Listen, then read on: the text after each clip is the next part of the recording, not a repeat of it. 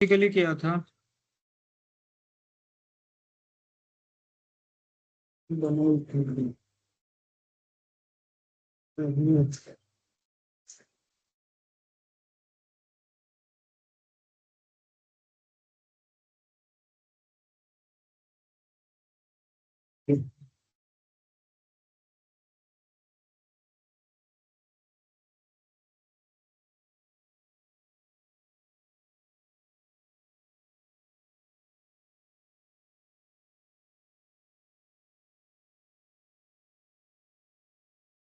मुझे लगता है सिर्फ लास्ट स्टेप ही बचा था हमारा, है ना। तो migrate on premise VM on AWS cloud, उसके लिए क्या किया था, एक ऑन प्रीमाइसेस में वीएम क्रिएट किया था। वीएम का एक स्नैपशॉट या फिर हमने क्या किया था, इमेज बनाया था। तो बेसिकली जो वीएम हमने क्या वर्चुअल बॉक्स में आपके पास क्या कर सकते हो, एक्सपोर्ट कर सकते हो, एक्सपोर्ट करके उसको लोकल मशीन पे .oba फाइल फॉर्मेट में हमने सेव किया, और वो फाइल S3 बकेट में अपलोड किया। क्या किया, S3 बकेट में अपलोड किया। अब वीएम क्रिएट करने के लिए कौन सा इमेज यूज किया, तो वीएम क्रिएट करने के लिए हमने उबंटू यूज किया, है ना। और उबंटू का भी वर्जन किया 22.04, है ना। लेटेस्ट वर्जन कौन सा है, 24। अब आपने उबंटू ही क्यों चूज किया, तो बेसिकली उबंटू का जो साइज है कंपैरेटिवली बाकी ओएस से कम है। हालांकि ऐसी बहुत सारी ओएस है कि जो उबंटू से भी कम रहेगा, लेकिन Ubuntu is a well known OS what we know. और जिसका इमेज का साइज जो बनाता है वो नियर अबाउट 2.2 जीबी के आसपास बनाता है, दैट वी हैव अपलोडेड। तो बेसिकली इमेज क्रिएट करने के लिए और अपलोड करने के लिए कम समय लगना चाहिए, इसीलिए हमने क्या किया था, यूज किया था, है ना, राइट। और अपलोड करने के बाद हमने क्या किया, उसका एक आईएएम बनाया। लेकिन आईएएम बनाने के लिए हमको क्या करना पड़ा, एक रोल क्रिएट करना पड़ा। Which role,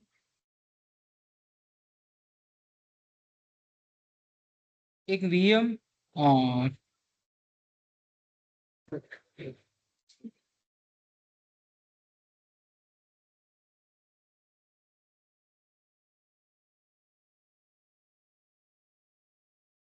which role VM import, और वीएम इंपोर्ट में पॉलिसी असाइन किया था, है ना। वीएम इंपोर्ट में हमने पॉलिसी असाइन किया था और वो जिप फाइल मैंने आपको शेयर कर दिया था, है ना। इसके बाद हमको क्या करना था, हमको एक इमेज क्रिएट करना था। क्या करना था, इमेज। तो कल हमने इमेज क्रिएट करने के लिए लगा दिया था, और लास्ट में वी वर मॉनिटरिंग कि व्हाट इज हैपनिंग। तो उस समय हमने सेशन एंड कर दिया था क्योंकि 2 बज गया था। तो व्हाट आई एम एक्सपेक्टिंग कि आपका इमेज बना हुआ चाहिए, है ना। तो अगर मैं AWS पोर्टल पे जाता हूँ,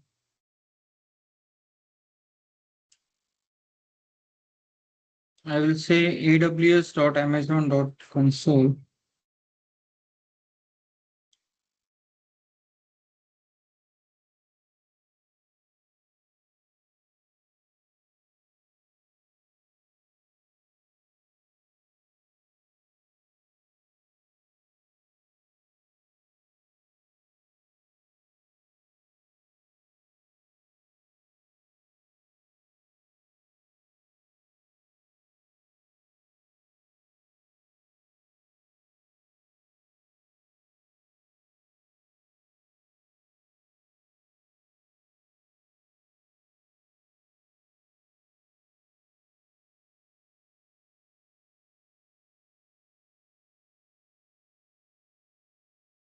तो हम क्या करेंगे, इमेज चेक करेंगे ना।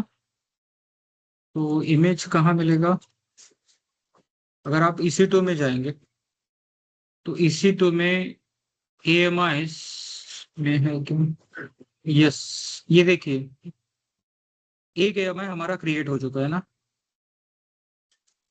कब क्रिएट किया था भाई, 17/3 को, है ना। कहाँ गए हम लोग, इमेजेस में AMI। तो this is the AMI which we have created yesterday. Okay, इसका विजिबिलिटी क्या है, प्राइवेट है, मतलब सिर्फ मेरे ही अकाउंट में ये दिखेगा। Clear, okay. Now through this EMI what we will do, will create the new VM, क्या करेंगे, लॉन्च इंस्टेंस फ्रॉम AMI, है ना। तो इस AMI के थ्रू हम लोग लॉन्च करेंगे। मैं यहाँ पे लिख देता हूँ 1। ओके, तो बेसिकली इमेज आपका AMI है, मतलब OS सिलेक्ट करने की जरूरत है क्या, नहीं। यहाँ पे देखिए डिस्क्रिप्शन भी दिया है, उबंटू 22.04 ले रहा है ना। क्योंकि जो हमने इमेज क्रिएट किया था, वो किस सर्वर का था, उबंटू 22.04, राइट। यूजर नेम क्या है इसका, root. Now we need to select the configuration, है ना। तो कॉन्फ़िगरेशन आपका T3.micro है। यहाँ पे की नेम मैं सिलेक्ट कर लेता हूँ, the key name is available with me. और क्या करना है, HTTP तो हमने कॉन्फ़िगर नहीं किया था, तो ये पोर्ट ओपन करने की जरूरत है नहीं। इसको लॉन्च करता हूँ।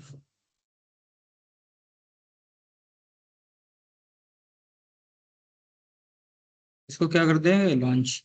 ये लॉन्च हो गया है, इसको एक्सेस करेंगे।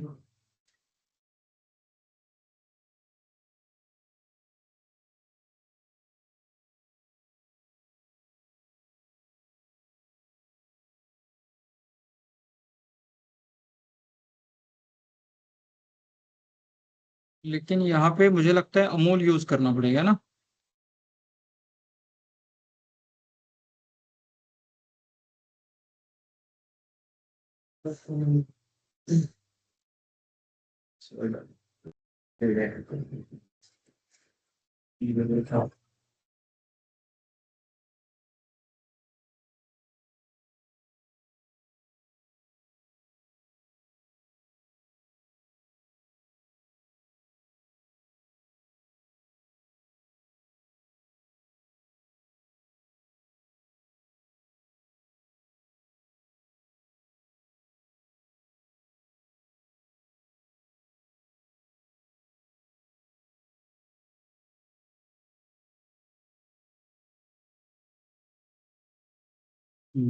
रूट का पासवर्ड रेड है, रेड है।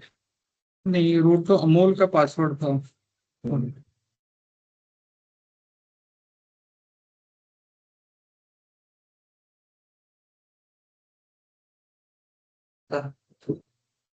रूट के अंदर शायद।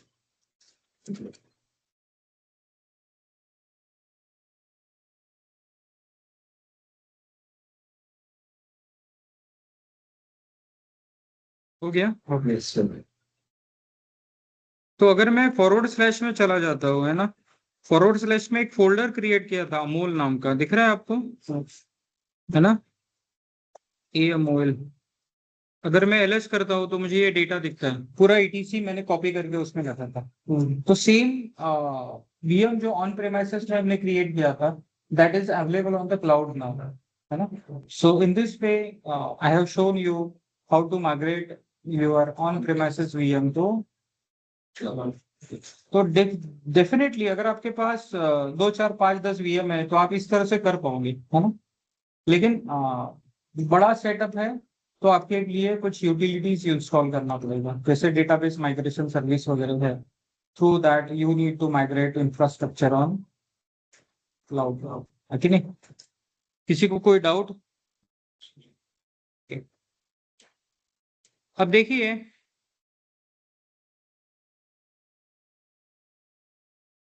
सो we have created the server on cloud. तो आपका सिर्फ क्लाउड वॉच बचा है। क्लाउड वॉच हम लोग कब पढ़ेंगे, जब हम लोग इसका मॉनिटरिंग सर्विस पढ़ेंगे, किसका, डेऑप्स का, नेगोइस। उस समय पे दोनों ले लेंगे, क्लाउड वॉच भी ले लेंगे और नेगोइस भी ले लेंगे, है ना। So that you will have a good understanding about your monitoring services. तो आज हम क्या चालू करने वाले हैं, आज हम लोग चालू करने वाले हैं डेऑप्स, है ना। क्या होता है डेऑप्स बॉस।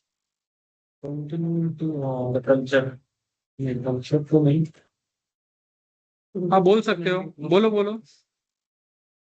व्हाट इज डेओस कल्चर, कुछ बोला था। yes. हाँ बोलिए ना, क्या कल्चर है। Also development and operation. Collaboration between development and operation. Basically DevOps is a To solve conflicts between operation and development. एक एक बोलो ना यार, मेरे को सुनने तो दो। ओके बोलिए, थोड़े जोर से बोलिए, मतलब ऑनलाइन स्टूडेंट्स को भी सुनाई आना चाहिए। आपको क्लास अटेंड करना है क्या? हाँ तो बैठो ना, मतलब क्लास में बैठे हो ऐसा करो, ऐसा दूर भी हो और क्लास में भी बैठे हो, ऐसा दोनों में से एक चलेगा। क्लास अटेंड करना है या नहीं करना है? नहीं करना है तो दूसरी जगह जाके बैठना पड़ेगा, और अटेंड करना है तो पूरी तरह से क्लास में डिवोट रहना पड़ेगा। हाँ वो मल्टीटास्किंग नहीं चलेगी, है ना। शांत थोड़ा सा, है ना। तो what is DevOps basically? Yes, online students भी आंसर कर सकते हैं ना।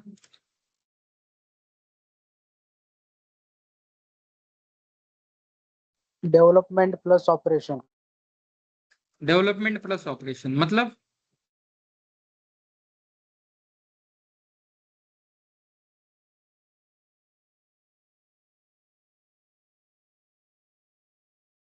डेवऑप्स का मतलब होता है डेवलपमेंट प्लस ऑपरेशंस, है ना।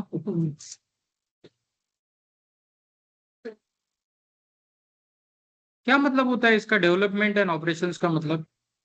डेवऑप्स जो वर्ड है, ये दो वर्ड मिला के बनाया गया है, एक है डेवलपमेंट और दूसरा है आईटी ऑपरेशंस, है ना। ऑपरेशन को आईटी ऑपरेशन भी बोल सकते हैं, लेकिन ऑपरेशंस मतलब आईटी ऑपरेशन आप अज्यूम कर। ओके, लेकिन करता क्या है? Yes, It's a process between the development team and operation team collaboration. it is a process we follow for development projects which is used by development team as well as operations team, है ना। तो DevOps क्या है? आप process है follow करते हो।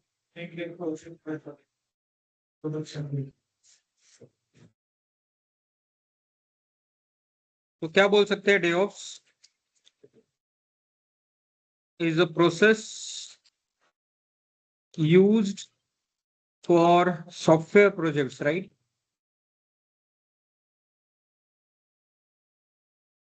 And used by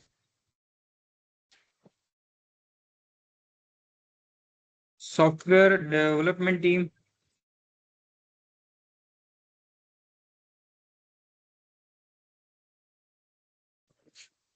and IT operations, है ना। IT operations, है ना। Okay.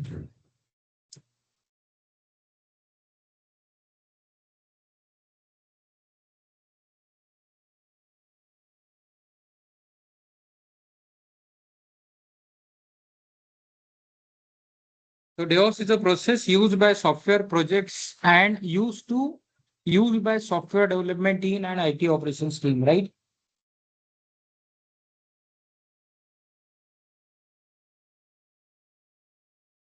लेकिन ये आजकल जो है टुडे, ये DevOps प्रोसेस सिर्फ सॉफ्टवेयर प्रोजेक्ट्स के लिए ही इस्तेमाल करते हैं क्या? नहीं।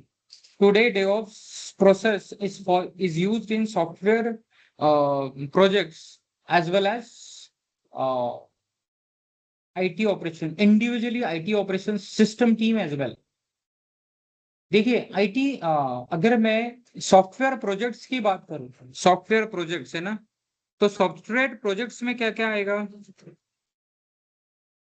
Software projects, right. तो सॉफ्टवेयर प्रोजेक्ट्स में क्या क्या रहेगा? सॉफ्टवेयर प्रोजेक्ट्स के पहला रहेगा फेजेस, क्या क्या रहेंगे? Planning, Yes, yes. Yes,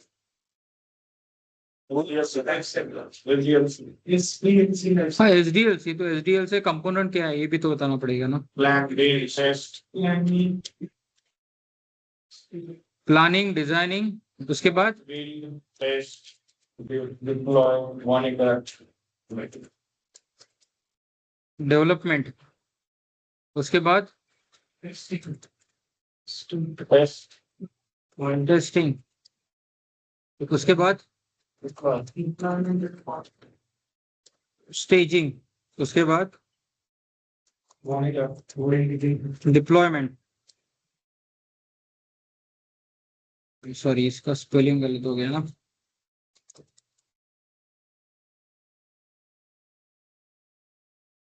उसके बाद क्या आएगा, मॉनिटरिंग।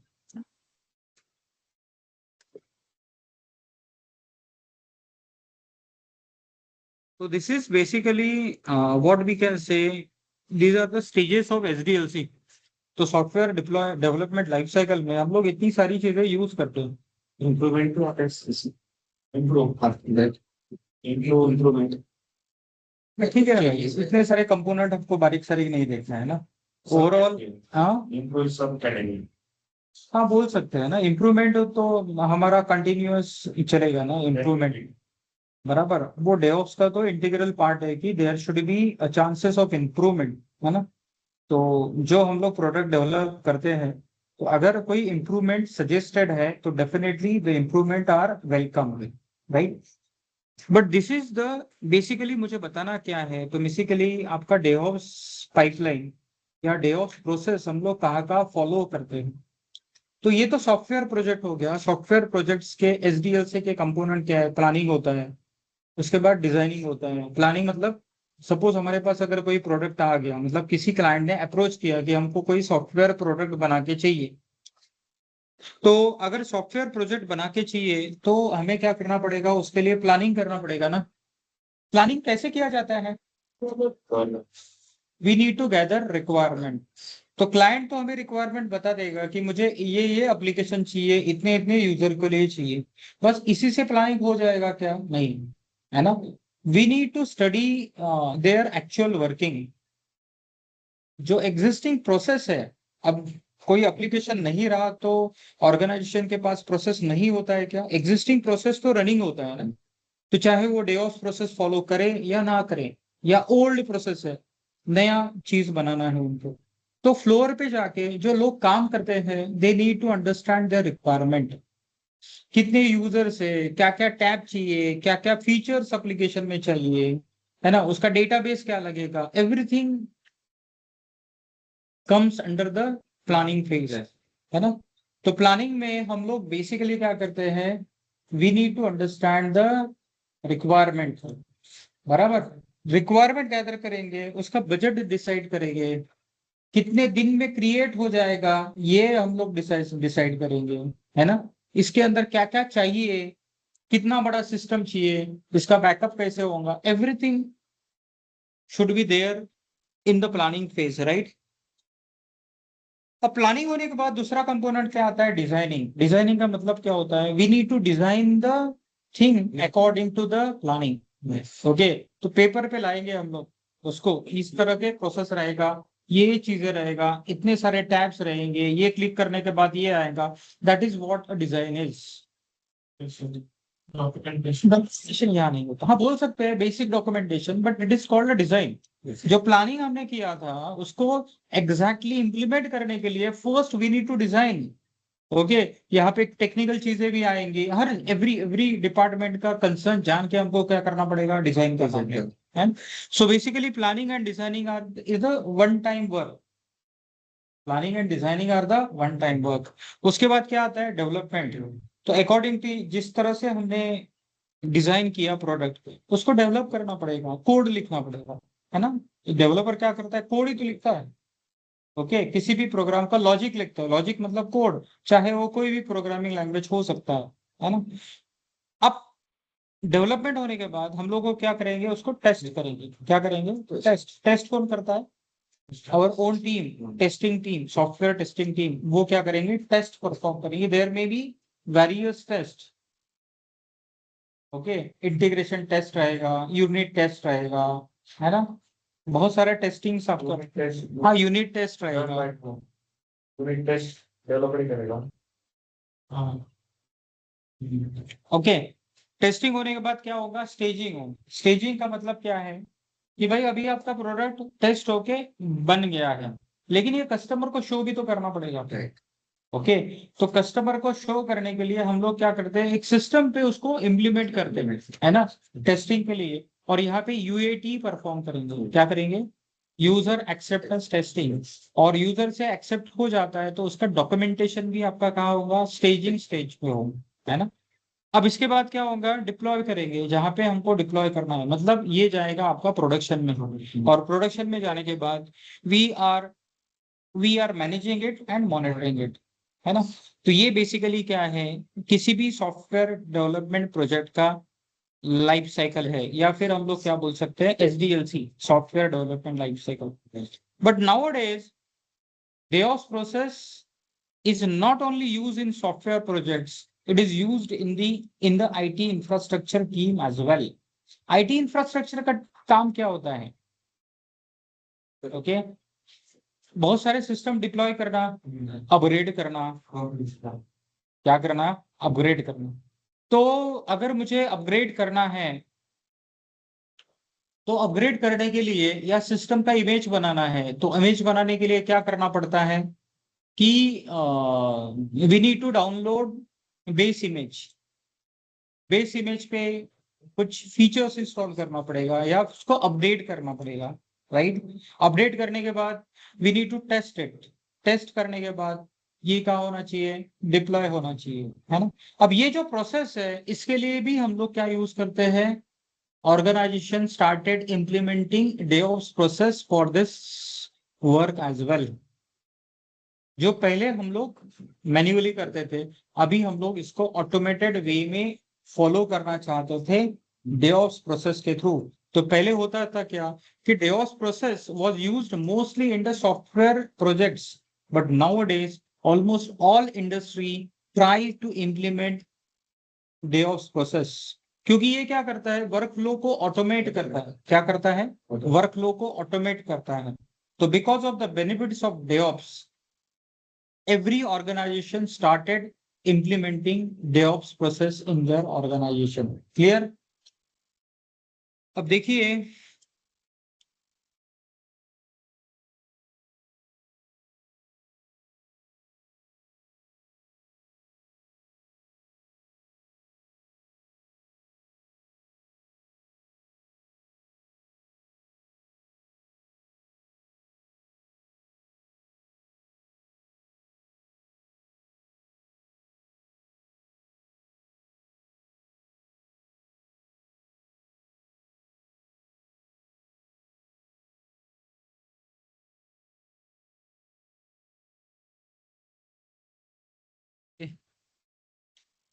तो देखिए, this is symbol of DevOps।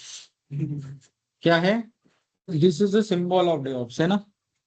क्या क्या दिया है इसमें, plan, code, build, test, release, deploy, operate and monitor, right. Planning के अकॉर्डिंग कोड करो, कोड को बिल्ड करो, बिल्ड करने के बाद टेस्ट करो, उसको रिलीज करो, ओके, रिलीज करने के बाद डिप्लॉय करो, ऑपरेट करो, मॉनिटर करो, and this is a continuous process. This is a continuous process, है ना। सॉफ्टवेयर प्रोजेक्ट्स में हम लोग क्या करते हैं, एक वाटरफॉल मॉडल यूज करते हैं। क्या करते हैं,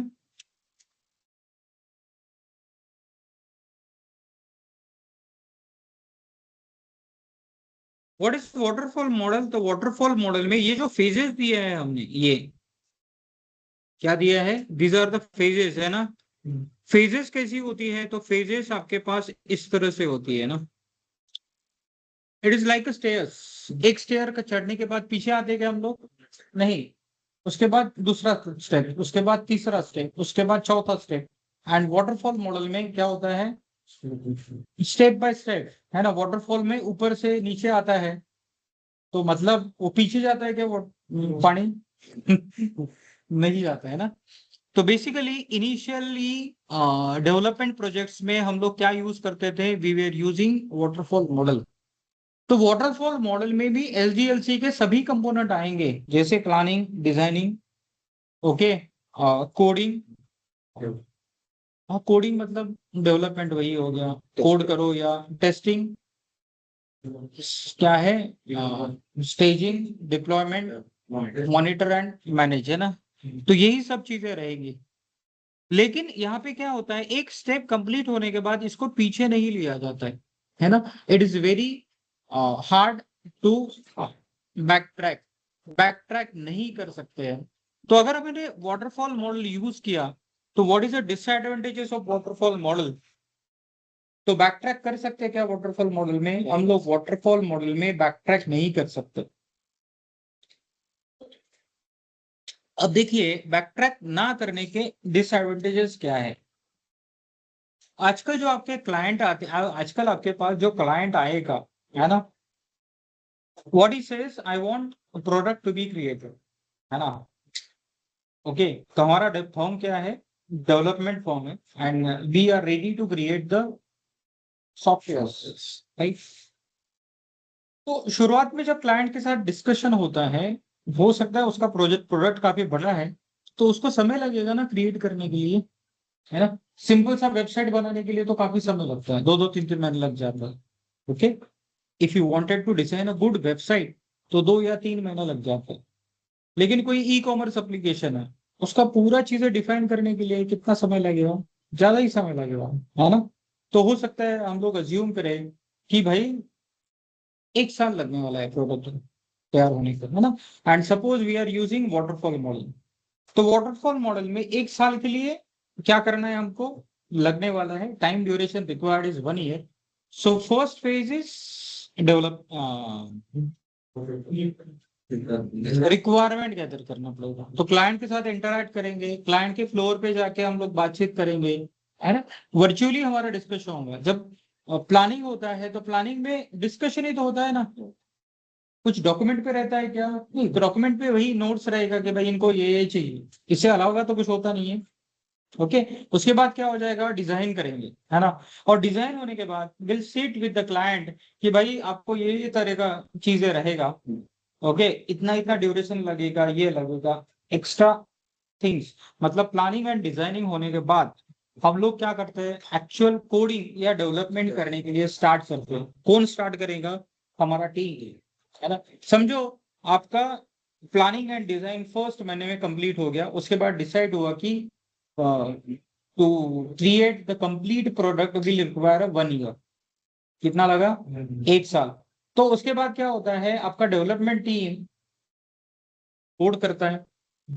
ओके, अब कोड कंप्लीट होने के लिए समझो लग गया 9 महीने लग गया, ठीक है। 9 महीना कंप्लीट होने के बाद हम लोग क्या करेंगे, उसको टेस्ट करेंगे हमारे एंड पे, और हमारे एंड पे टेस्ट करने के बाद स्टेजिंग करने के लिए एक सिस्टम पे डालेंगे और बोलेंगे क्लाइंट को आगे चेक करो। तो क्लाइंट प्रोडक्ट के साथ इंटरैक्ट कब करेगा, 9 से 10 महीने बाद, जब उसने रिक्वायरमेंट दिया, मतलब रिक्वायरमेंट और डिजाइनिंग फेज कंप्लीट होने के बाद client is actually having a working system in front of in after 9 to 10 months। अब इस दौरान हो क्या सकता है, देखिए इस दौरान क्या सकता है, there may be a slight change in the client requirement, humans है ना। तो हमारा रिक्वायरमेंट तो डेली चेंज होता है। आज लगता है मेरे को एक कार लेना है, 2 दिन बाद अवर थिंकिंग इज स्लाइट डिफरेंट, है ना। ऐसा हो सकता है ना। अब ये सिर्फ मूड पे डिपेंड नहीं होता है कि भाई मुझे प्रोडक्ट में ये चेंज चाहिए, हो सकता है मार्केट का रिक्वायरमेंट भी चेंज हो, है ना। तो मार्केट में अगर कुछ दूसरा रिक्वायरमेंट आ गया तो we need to implement that also, है ना। लेकिन यहाँ पे ये पॉसिबल है क्या, नहीं, है ना? एक तो एक चीज होगी कि client have shifted their slide change in the requirement, या फिर हमारे हमारा जो टीम है development team, they have some understanding difference.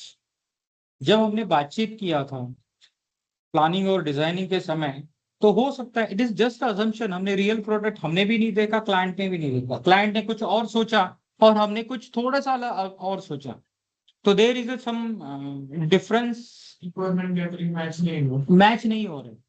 जब मैच, ये दोनों चीजें आती है, एक तो क्या है, slight understanding in the requirement, और दूसरा क्लाइंट का रिक्वायरमेंट चेंज हो गया, तो एंड प्रोडक्ट जो है वो क्लाइंट का एक्सपेक्टेशन फॉलो कर रहा है क्या, नहीं कर रहा है। मतलब क्लाइंट हैप्पी है क्या प्रोडक्ट से, नहीं, तो आपको पैसा मिलेगा क्या, नहीं मिलेगा, नहीं मिलेगा वो अलग बात है, लेकिन पूरा पैसा तो आपको मिलेगा नहीं, मिलेगा तो भी आपको कभी झगड़ा करना पड़ेगा क्लाइंट के साथ। So this is the biggest drawback of waterfall model. अब वाटरफॉल मॉडल अच्छा है कि बुरा है, तो कुछ ऑर्गेनाइजेशन है जिनको सिर्फ आईटी प्रोडक्ट चाहिए, उनके लिए वाटरफॉल मॉडल ठीक है भाई। एक छोटा ऑर्गेनाइजेशन है, they want just a website, है ना। हो सकता है कॉम्प्लेक्स वेबसाइट हो, ऑर्गेनाइजेशन बना के दे देगा, ही इज हैप्पी, भाई वेबसाइट चल रहा है, ठीक है चलने दो। कुछ गवर्नमेंट इंस्टीट्यूशंस, उनको भी सिर्फ मोस्टली क्या होता है, they want things to be place, Yes. लेकिन बहुत ज्यादा टेक्निकलिटी में कोई इंटरेस्ट होता है क्या? नहीं। नहीं। तो for these organization waterfall model is fine. लेकिन मोस्ट ऑफ द ऑर्गेनाइजेशन जो पब्लिक में काम करते हैं and they are concern about the their product, तो वहां पे क्या होता है, they are concern and they will not satisfy with us. यहाँ पे क्या यूज होता है, यहाँ पे यूज होता है डेवऑप्स प्रोसेस। अब ये डेवऑप्स क्या है? तो डेवऑप्स एक प्रोसेस है, हम लोग फॉलो करते हैं, है ना। और डेवऑप्स में नॉर्मली क्या करते हैं हम लोग,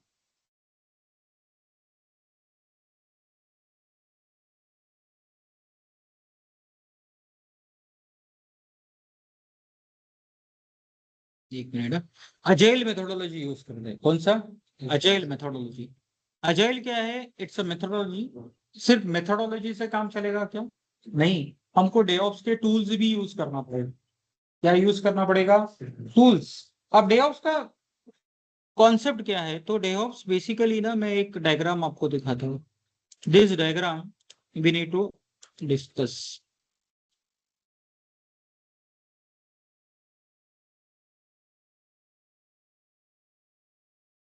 okay.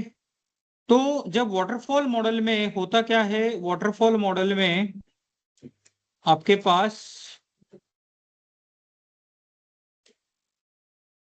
This is waterfall model, right.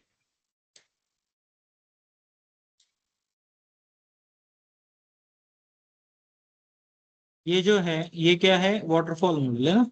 तो वाटरफॉल मॉडल में क्या है, रिवर्स आने का कोई चांसेस है क्या? नहीं है। बैक ट्रैक करना काफी डिफिकल्ट है। क्यों बैक ट्रैक करना डिफिकल्ट है? आपकी टीम ने पूरा प्रोडक्ट बना दिया और उसके बाद अगर कस्टमर बोलता है कि मेरे को ये चेंजेस चाहिए, अगर विद इन लिमिट है, कुछ किया जा सकता है, तो definitely your team will work on it. लेकिन अगर कंसेप्ट ही चेंज करना है तो पॉसिबल है क्या? नहीं पॉसिबल है ना। वाटरफॉल मॉडल में बैकट्रैक करना इट्स वेरी डिफिकल्ट। लेकिन आप अगर डेवऑप्स प्रोसेस फॉलो करते हैं, तो डेवऑप्स प्रोसेस में आप क्या कर सकते हो, आप बैकट्रैक कर सकते हो। क्या कर सकते हो? देखिए, वाटरफॉल मॉडल में आपका क्लाइंट का इंटरेक्शन कब होता है? यहाँ पे ना टेस्टिंग के बाद स्टेजिंग एनवायरनमेंट आता है। क्या आता है? स्टेजिंग। उस स्टेजिंग एनवायरनमेंट में क्लाइंट आपके प्रोडक्ट को देखता है ना। और इस दौरान कितना समय चला जाता है? Near about 9 to 10 months gets completed. इसीलिए हो सकता है client is not satisfied with the product. लेकिन डेवऑप्स प्रोसेस में क्या होता है, तो डेवऑप्स प्रोसेस में client is regularly interacting with your team and your product created product as well. अभी कैसे पॉसिबल है? क्लाइंट इज रेगुलरली इंटरैक्टिंग, वो या फिर आपके साथ तो इंटरैक्ट करेगा, लेकिन इसको लाइव प्रोडक्ट भी तो मिलना चाहिए। क्या मिलना चाहिए? Live product. तो बेसिकली डेवॉस में क्या होता है, डेवॉस में क्या बोलेंगे हम लोग,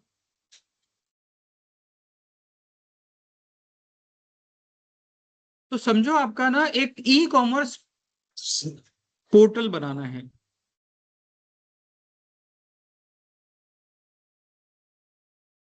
ई कॉमर्स प्रोजेक्ट है ना। हम लोग ई कॉमर्स प्रोजेक्ट को, चाहे कोई भी हो प्रोजेक्ट, जस्ट एग्जांपल मैंने आपको दिया ई कॉमर्स प्रोजेक्ट। इस ई कॉमर्स प्रोजेक्ट को हम लोग क्या करते हैं, डिवाइड कर देते हैं, है ना। अब डिवाइड कर देते हैं मतलब आपका फ्रंट पेज रहेगा, आपका पेमेंट गेटवे अलग से बनेगा,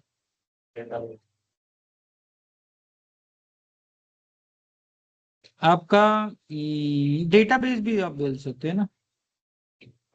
डेटाबेस नहीं देंगे हम लोग। बोलिए। कॉन्टेक्ट कॉन्टेक्ट वगैरह। नहीं ठीक है, एक minute. Order service, delivery service, customer care service, okay, तो ये क्या करेंगे, हम लोग इसका माइक्रो सर्विसेज क्रिएट करेंगे।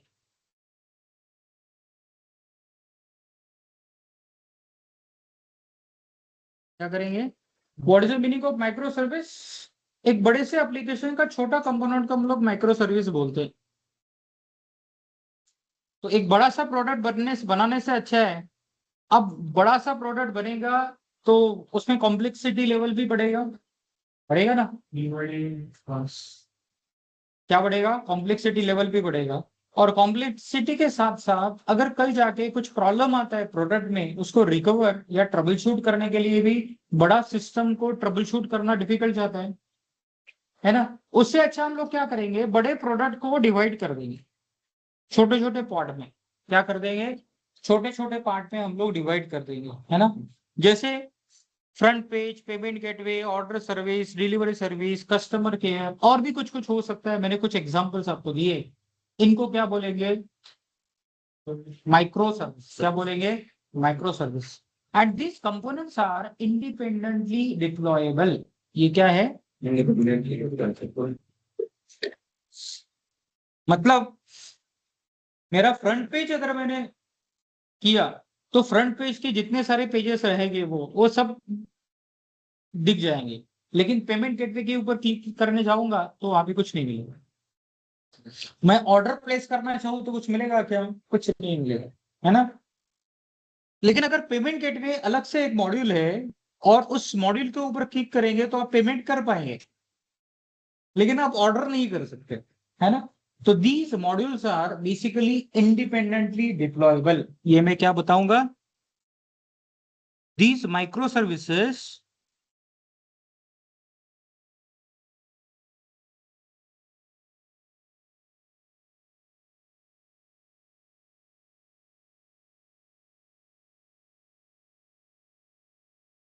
इंडिपेंडेंट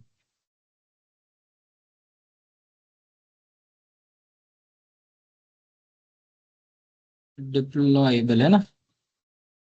ये क्या है, इंडिपेंडेंटली डिप्लॉयबल है। अब डिप्लॉय कहाँ क्या किया जाता है, डिप्लॉय अलग अलग जगह पे किया जाता है। मैं अभी आपको बताऊंगा, आप एक EC2 इंस्टेंस पे डिप्लॉय कर दो, है ना? पेमेंट गेटवे डिप्लॉय करो, हो जाएगा आपका फ्रंट पेज भी हो जाएगा, आपका ऑर्डर सर्विस, आपका डिलीवरी सर्विस, आपका कस्टमर केयर सर्विस, है ना? सब कुछ हो जाएगा और इंडिविजुअल फंक्शंस को काम करेंगे। और हम क्या करते हैं, we need to integrate this, then it will become a complete product. हमको क्या करना पड़ेगा, we need to integrate it, then it becomes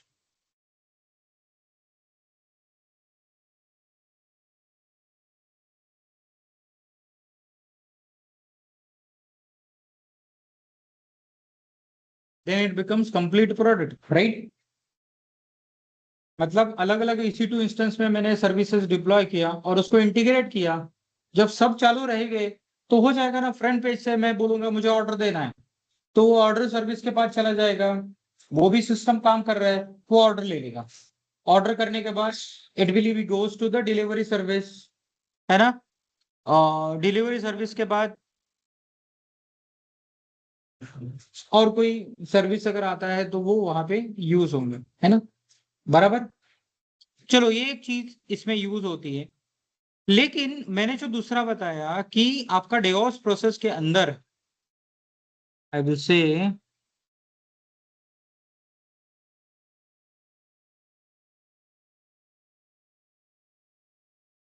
ये है आपका डेवॉप्स प्रोसेस, है ना?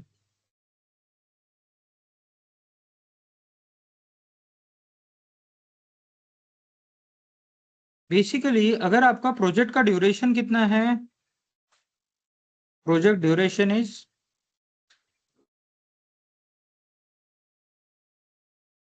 हम लोग एक 9 मंथ ले लेते, कितना कितना समय ले लिया, 9 मंथ्स। लेकिन हम लोग क्या करेंगे, यहाँ पे एक स्प्रिंट डिसाइड करेंगे। Sprint duration need to be decide, है ना?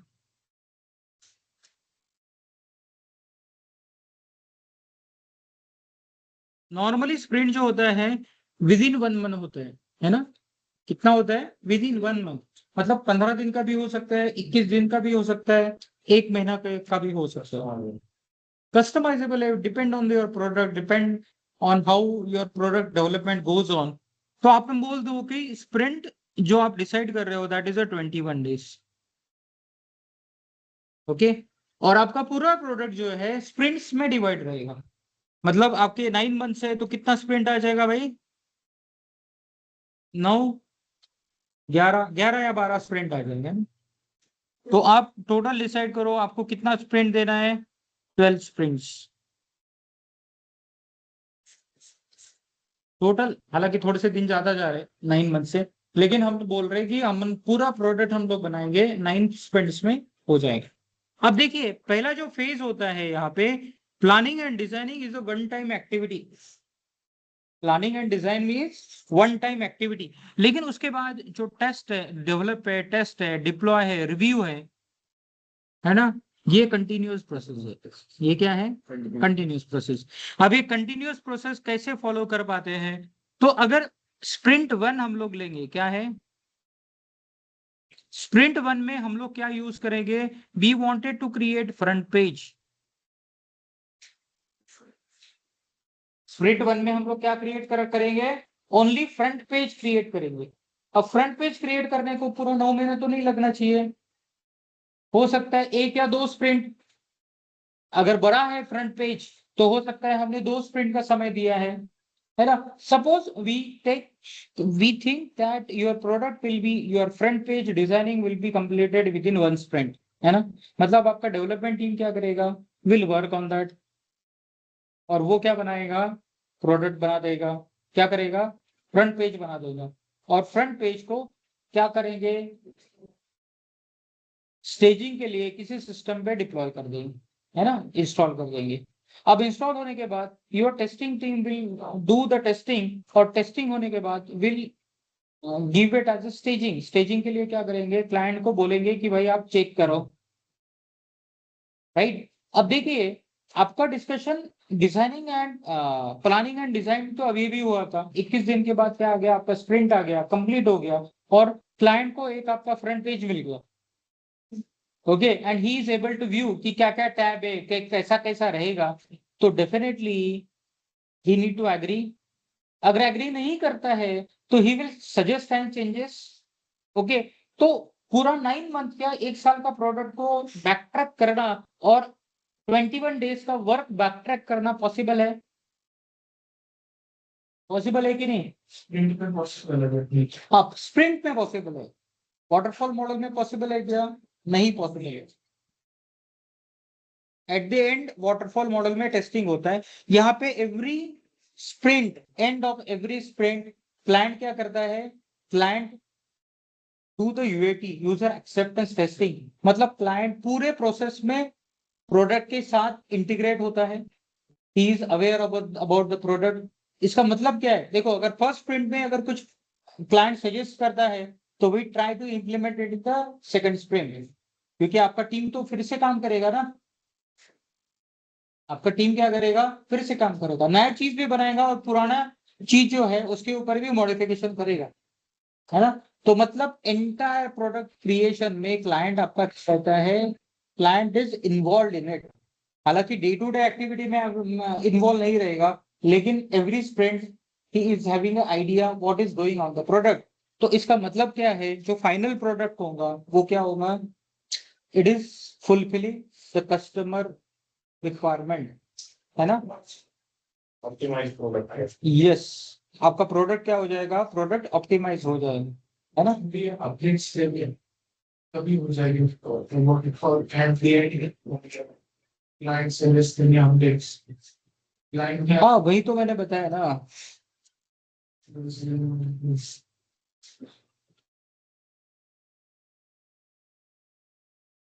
अब सिर्फ इतना ही होगा क्या? नहीं,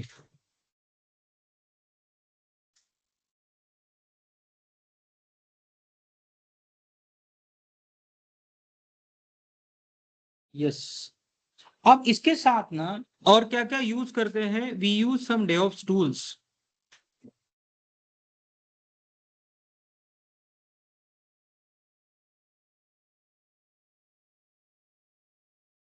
हम लोग क्या करते हैं, we use DevOps tools to automate and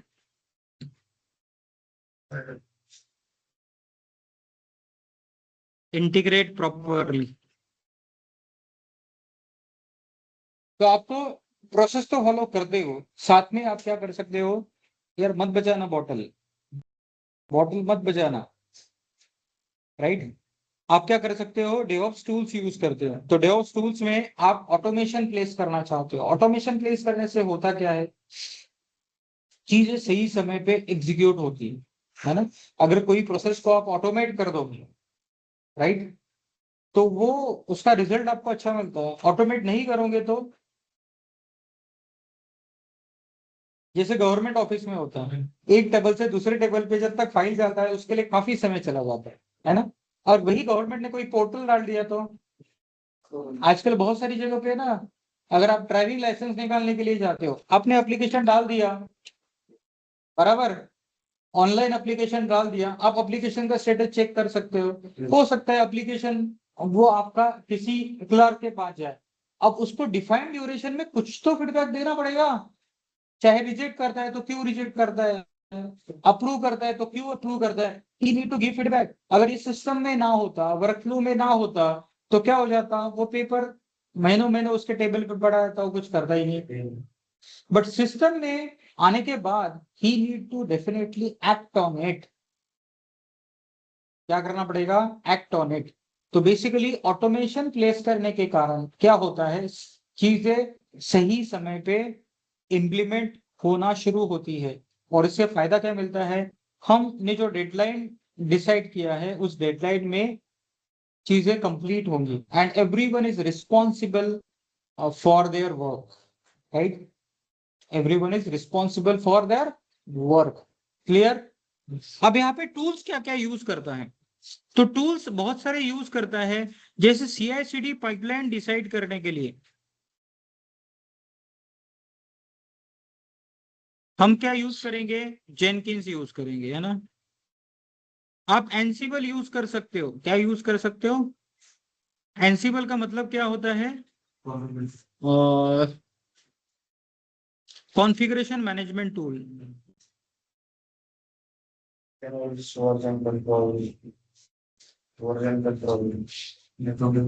configuration management tool git भी है वैसे।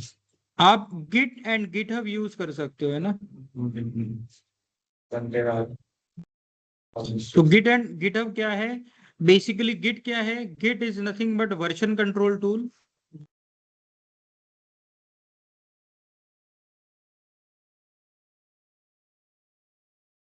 गिटहब क्या है,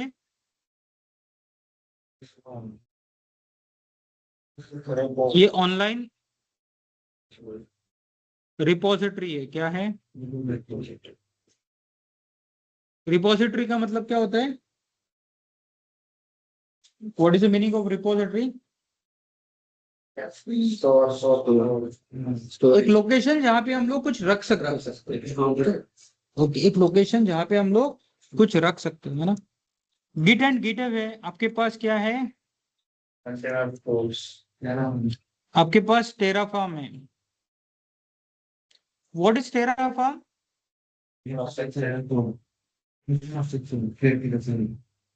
थोड़ा जोर से बोलो ना यार। Infrastructure as a code.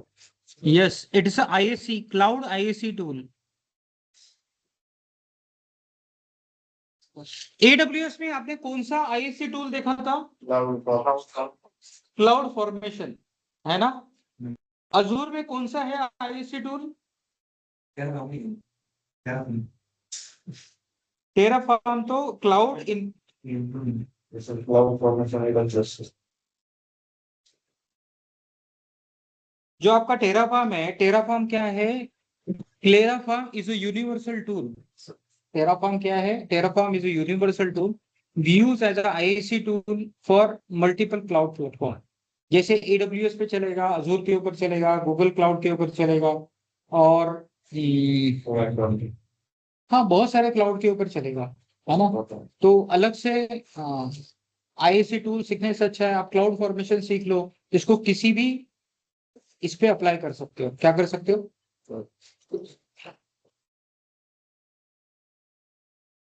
Azzur जो है, सॉरी, एडब्ल्यूएस का कौन सा है? Cloud formation. तो क्लाउड फॉर्मेशन यूज करोगे तो आप इंफ्रास्ट्रक्चर क्रिएट कर सकते हो या प्रोविजन कर सकते हो ओनली ऑन एडब्ल्यूएस, है ना। आर्म टेम्पलेट यूज करोगे तो आर्म टेम्पलेट अजूर का होता है, आर्म टेम्पलेट अजूर का होता है। तो बेसिकली हम लोग क्या बोलेंगे, इसको अजूर के लिए यूज कर सकते हैं। अब अजूर ने एक नया भी आर्म आईएसी टूल निकाला है, that is called bicep. Arm थोड़ा सा डिफिकल्ट था तो बाइसेप सिंपल वाला बना है ना। तो बाइसेप एक दूसरा आईएसी टूल है जिसके थ्रू हम लोग क्या कर सकते हैं, अजूर में बेसिकली आईएसी टूल करके काम कर सकता है ना।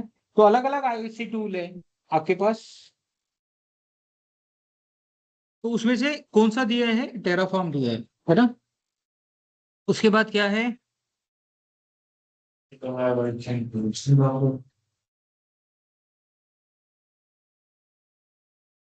कंटेनराइजेशन टूल, है ना। कौन कौन से है कंटेनराइजेशन टूल्स का? डॉकर, और क्या है? पॉडमैन, और सॉम, और नहीं, डॉकर कंपोज फाइल होता है। ओके, कुबरनेटीज आप बोल दो,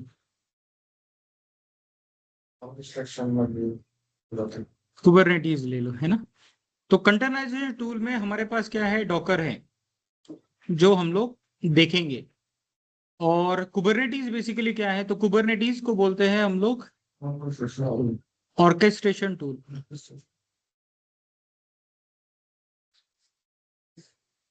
कुबरनेटीज को क्या बोलते हैं? Orchestration tool. तो मॉनिटरिंग के लिए भी टूल्स है,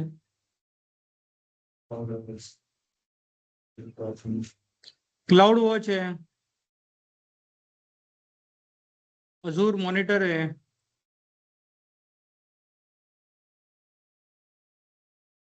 नेगोइस है, एक्सेट्रा, है ना। तो ये सब टूल्स हमको डेवऑप्स में सीखना है। ये सब टूल्स क्या है? डेवऑप्स में सीखना है ना। क्लियर? तो आपको क्या बता दिया इसमें? तो वाटरफॉल मॉडल क्या है? In early years of software development when it was just coming up, waterfall model was used. Waterfall model is a standard model used in many fields, but it is very useful when requirements were concrete and deployment cycles were long, है ना। तो आपका requirement concrete हो जिसमें कोई changes ना होता हो, और डिप्लॉयमेंट साइकिल अगर लॉन्ग है तो आप वाटरफॉल मॉडल यूज कर सकते थे। यहाँ पे बैक ट्रैक करना पॉसिबल है क्या? नहीं। तो ड्रॉबैक ऑफ वाटरफॉल मॉडल क्या है? Long deployment cycle, difficult to backtrack, no finish product till the end, okay, tougher to plan from drawback. क्या है? Tougher to plan from for drawback and high risk है। क्या है? High risk ना। तो these are the disadvantages. यार यहाँ पे बैठते हो ना आप, वो वायर वगैरह एक आध बार लग गया ना पैर को तो शॉक लग जाएगी। नाही ते आता नका करू, राहू दे त्याला, बसा. फक्त मी तुम्हाला सांगतोय, राहू दे जोशी ते. ओके, अब इसको अवॉइड करने के लिए क्या है यार, एक दूसरे से बात क्यों करते हो, है ना। उससे होता क्या है पता है क्या? उससे थोड़ा डिस्टर्बेंस आता है। कौन?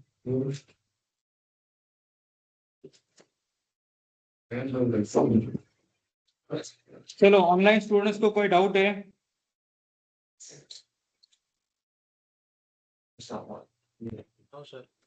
ऑनलाइन स्टूडेंट्स कोई डाउट है आपको? ओके,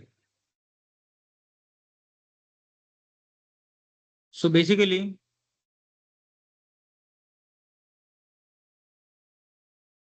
तो इसको अवॉइड करने के लिए वाटरफॉल मॉडल हम लोग क्या करते हैं, वी हैव सम मेथोडोलॉजीज।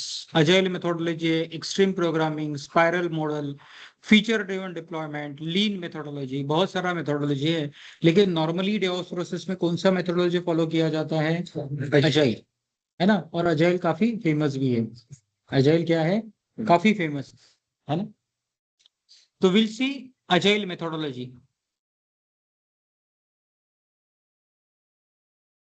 तो बेसिकली क्या यूज करते हैं यहाँ पे हम लोग, मेथोडोलॉजी कौन सा यूज करेंगे, methodology we use agile.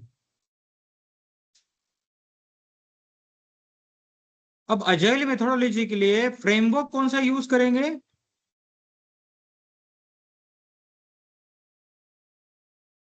Framework है स्क्रम। और in DevOps process we follow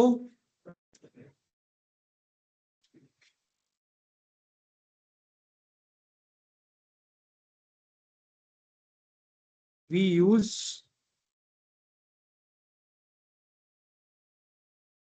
agile methodology and use scrum framework, है ना। मेथोडोलॉजीज का मतलब क्या होता है, आप एक आइडियोलॉजी बोल सकते हो। क्या है, एक आइडियोलॉजी। मेथोडोलॉजी का मतलब है आइडियोलॉजी कि क्या होना चाहिए। मेथोडोलॉजी मतलब कि कस्टमर सेटिस्फैक्शन मेरा मेन कंसर्न होना चाहिए, है ना। तो वी यूज अजाइल मेथोडोलॉजी, लेकिन ये मेथोडोलॉजी फॉलो करने के लिए एक फ्रेमवर्क यूज करते हैं हम लोग। Okay, we can say rules and regulation, है ना। अजाइल इज अ मेथोडोलॉजी, है ना। इसको इंप्लीमेंट करने के लिए स्क्रम क्या है, फ्रेमवर्क है। फ्रेमवर्क मतलब रूल्स एंड रेगुलेशन। और इस अजाइल मेथोडोलॉजी को डेवॉप्स प्रोसेस में हम लोग क्या करते हैं, इंप्लीमेंट करते हैं। तो डेवॉप्स का मेन पर्पस क्या है कि जो हम लोग एप्लीकेशन बनाते हैं that should fulfil client request, client requirement, है ना। कस्टमर सेंट्रिक अप्रोच होना चाहिए। ओके, सिर्फ कस्टमर सेंट्रिक अप्रोच होना चाहिए क्या, नहीं। ये मेथोडोलॉजी या डेवॉप्स प्रोसेस क्या करता है, basically everyone involve in this project is accountable.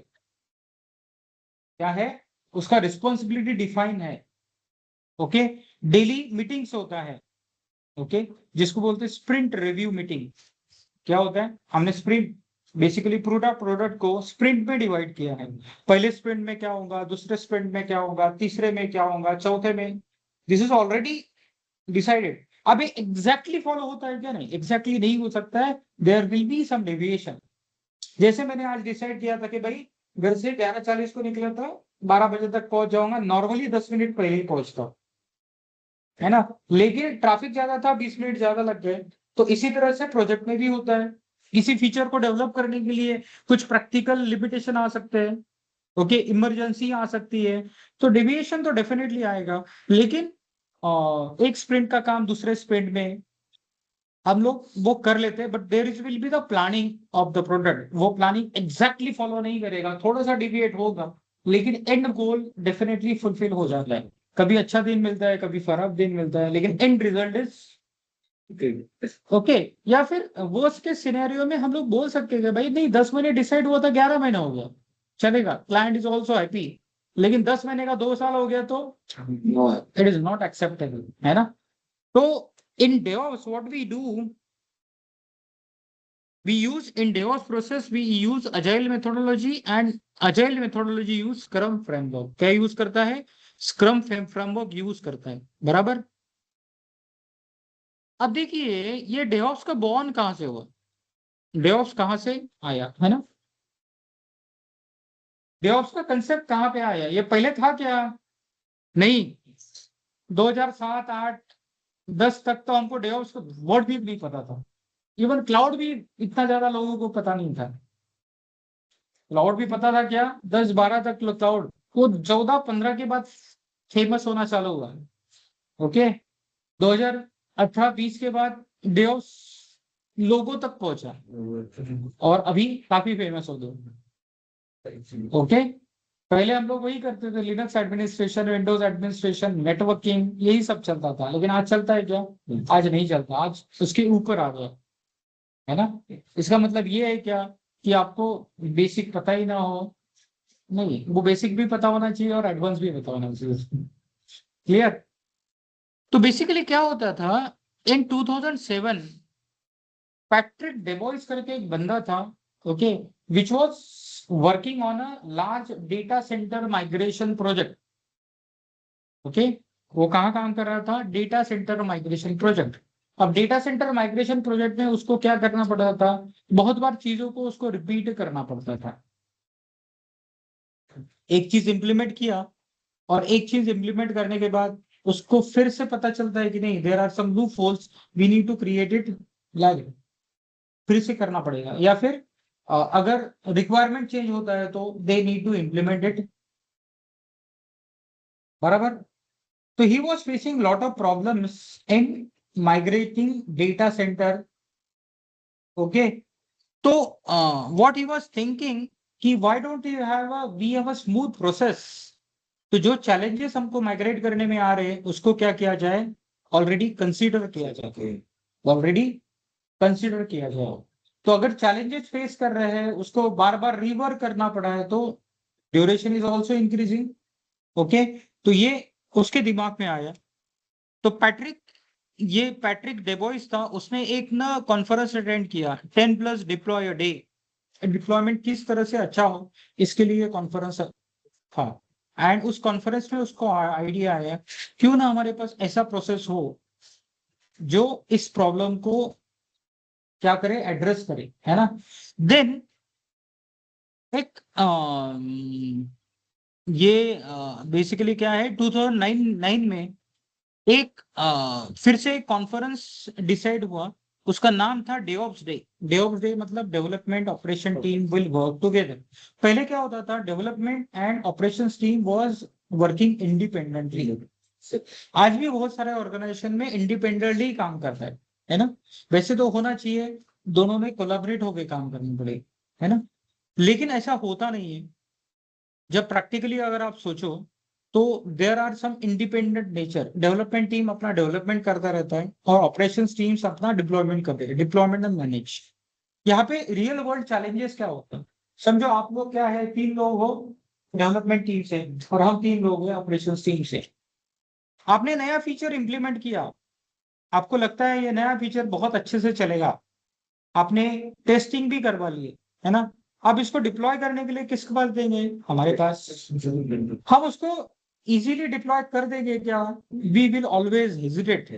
क्यों, क्योंकि हमको क्लाइंट को फेस करना पड़ता है। अगर कुछ भी वर्किंग प्रोडक्ट में प्रॉब्लम आता है तो क्लाइंट किसके करे देगा, क्लाइंट हमको करे देगा। डेवलपमेंट टीम कहाँ पे रहेगा, डेवलपमेंट इज बैकएंड, और सिस्टम वर्क नहीं होता है, कुछ भी चेंजेस होता है तो we need to be there 24/7, है ना। तो we will always hesitate to deploy whatever the changes you make. लेकिन चेंजेस तो चाहिए, और आईटी ऑपरेशंस टीम इसको डिप्लॉय करने के लिए भी क्या करता है, हेजिटेट करता है। तो मतलब यहाँ पे कोऑपरेशन रहेगा क्या, नहीं रहेगा, है ना। यहाँ पे कोऑपरेशन रहेगा क्या, नहीं। लेकिन अभी देखो, आपका 3 लोगों का टीम डेवलपमेंट टीम है, हम 3 लोगों का आईटी ऑपरेशंस टीम है।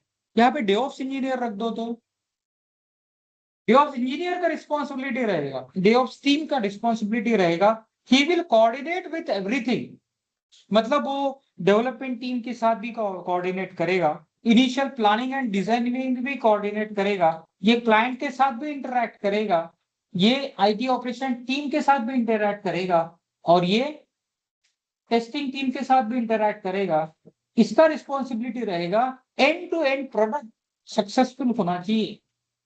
मतलब अगर डेवऑप्स टीम आ गया एडिशनली तो इसका मतलब है क्या, आईटी ऑपरेशंस टीम चला जाएगा नहीं, डेवलपमेंट टीम चला जाएगा नहीं, टेस्टिंग टीम चला जाएगा नहीं, है ना। Initial planning and designing team is also there, but he bridges the gap between different departments. Okay, तो यहाँ पे क्या होगा, डेवऑप्स टीम सभी के साथ इंटरेक्शन करेगा, क्या करेगा, ओके, ही विल अवेयर कि डेवलपमेंट टीम के क्या प्रॉब्लम्स है, आईटी ऑपरेशंस टीम के क्या प्रॉब्लम है, टेस्टिंग टीम के क्या प्रॉब्लम्स है। क्लाइंट अगर आता है तो किसके पास जाएगा, डेवऑप्स टीम के पास। ओके, तो basically what he ensures, DevOps teams जो एसडीएलसी लाइफ साइकिल है ये प्रॉपर मेंटेन हो, और टीम्स के बीच में क्या रहेगा, प्रॉपर कोऑपरेशन कोलैबोरेशन। है ना। आपने स्क्रम भी बोला था मैंने, स्क्रम टीम एक अलग से होता है, अजाइल प्रोसेस को फॉलो करता है स्क्रम फ्रेमवर्क, स्क्रम टीम अलग से टीम होता है ना। स्क्रम मास्टर एक रोल सुना होगा, ओके। तो टेक्निकल बंदा रहता है क्या, नहीं, वो बेसिकली स्क्रम रिव्यू होता है। स्क्रम बेसिकली क्या है, आपने स्प्रिंट दिया था, 21 डेज का स्प्रिंट दिया, तो डेली स्क्रम रिव्यू होता है। मतलब आपकी टीम में जिस दिन उसको जो जो रिस्पॉन्सिबिलिटी दिया गया है उसने उतना काम किया कि नहीं किया, क्या चैलेंजेस उसको आ रहे हैं, what should be the next, उसके नेक्स्ट पार्ट में कैसे इंप्लीमेंट किया जाए। ये स्क्रम मीटिंग कौन करता है, स्क्रम मास्टर, उसका काम उतना ही होता है ना। भाई तूने क्या किया, क्या नहीं किया, क्या चैलेंजेस आ रहा है, वगैरह वगैरह। फॉलोअप लेना।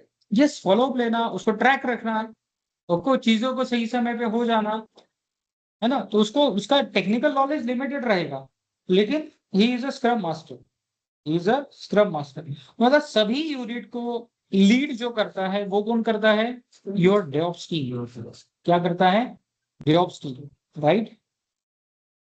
तो डेवऑप्स टीम बेसिकली क्या है, तो डेवऑप्स टीम को इसलिए क्या होना चाहिए, उसको थोड़ा सा नॉलेज डेवलपमेंट का होना चाहिए, थोड़ा सा ही होना चाहिए जहां तक मेरा कहना है। डेवऑप्स टीम को अगर डेवलपमेंट अच्छे से ना आता हो तो भी चलता है, क्योंकि डेवलपमेंट कौन करता है, डेवलपर करता है। उसको बेसिक आइडिया हो तो भी चलेगा।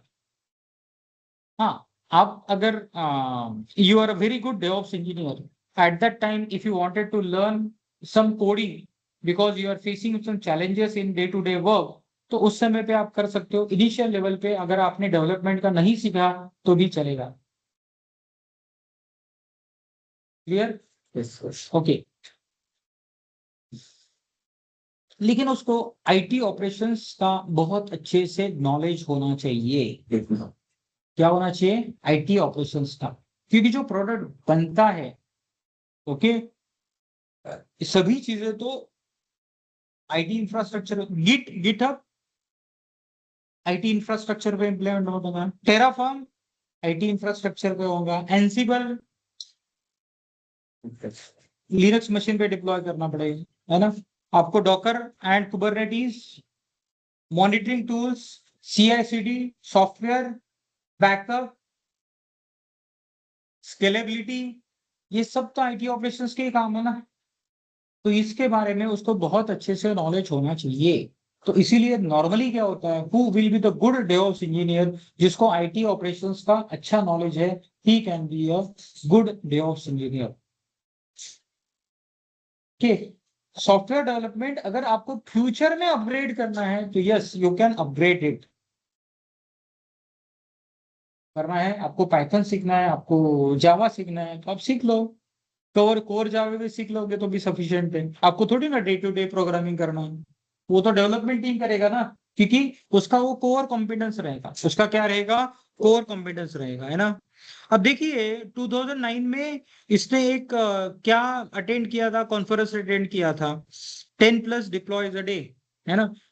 डिप्लॉयमेंट को किस तरह से अच्छा बनाया जाए, इसलिए क्या था, एक कॉन्फ्रेंस था, वहां से उसके पास क्या आया, एक आइडिया आया, why don't we have one process where development team, operations teams will sit and discuss कि what could be the better, क्या अप्रोच यूज किया जाए। इसके लिए 2009 में ही उन्होंने एक कॉन्फ्रेंस अरेंज किया, जिसमें इस पूरे इकोसिस्टम में जितने जितने लोग इन्वॉल्व है उसमें से जो एक्सपर्ट्स है उनको एक जगह बिठाया और उन्होंने डिस्कशन किया, और इसका जो आउटकम निकला वो क्या निकला, डेओप्स। क्या निकला, डेओप्स। अब डेओप्स जो निकला है इसके लिए इन्होंने क्या यूज किया, agile techniques like scrum become more preservative, है ना। तो डेओप्स के लिए इन्होंने क्या किया, अजाइल मेथोडोलॉजी यूज किया। तो अजाइल मेथोडोलॉजी में क्या है, स्क्रम एक फ्रेमवर्क है, उस स्क्रम फ्रेमवर्क को फॉलो करना चालू किया, है ना। और उसके बाद क्या आया, तो बेसिकली आजकल अजाइल और DevOps normally consider the same thing, but DevOps is a process who follow agile methodology, और उसके अंदर क्या आता है, स्क्रम फ्रेमवर्क आता है ना। तो नॉर्मली अजाइल और डेओप्स को सेम ही कंसिडर किया जाता है, लेकिन डेओप्स एक प्रोसेस है, एक कल्चर है, जो आपका SDLC ये है software development life cycle should be shorter, customer friendly, हर चीज का काउंटेबिलिटी रहे, and there will be a good coordination in team, there should be a proper automation as well, right? अगर कोई सजेस्ट करता है, changes are always welcome, positive changes are always welcome, I will say. Positive मतलब अगर सही changes है तो कोई भी आपके within the team can suggest and that can be considered. हालांकि ये प्रैक्टिकली हो पाता है क्या? नहीं, थियोरेटिकली टीम है, ठीक है, but it is a part of DevOps process, है ना। और 2015 में क्या आया? क्लाउड सर्विसेज आए, जैसे अमेजोन है, अजूर है, बाकी भी क्लाउड कंप्यूटिंग है ना। 2015 के पहले तक आपके पास क्लाउड इतना फेमस नहीं था, although Amazon started their operation in 2008 या 2006, लेकिन उसको पॉपुलर होने के लिए समय लगा। ओके, 2013 तक हमने नहीं सुना था ज्यादा क्लाउड के बारे में, ऐसे ही थोड़ा सा उठता उठता होगा, लेकिन जनरली लोगों के पता था क्या क्लाउड कंप्यूटिंग? नहीं, है ना। ये अभी अभी बहुत फेमस हुआ, है ना, 2015 के बाद, और डेवऑप्स प्रोसेस भी उसके बाद। ओके, और आज क्या है? In present organizations and teams continue to adopt DevOps process and practices. DevOps market set to exceed 20 billion. अभी फिगर तो फिगर ही होता है, but we can say there will be a huge demand in the market of DevOps engineer. लेकिन जब आपको DevOps engineer बनना है तो you should have a good knowledge of infrastructure. आपको क्या होना चाहिए? You should have good knowledge of infrastructure. अब इंफ्रास्ट्रक्चर में क्या क्या होना चाहिए? तो व्हाट आई विल से,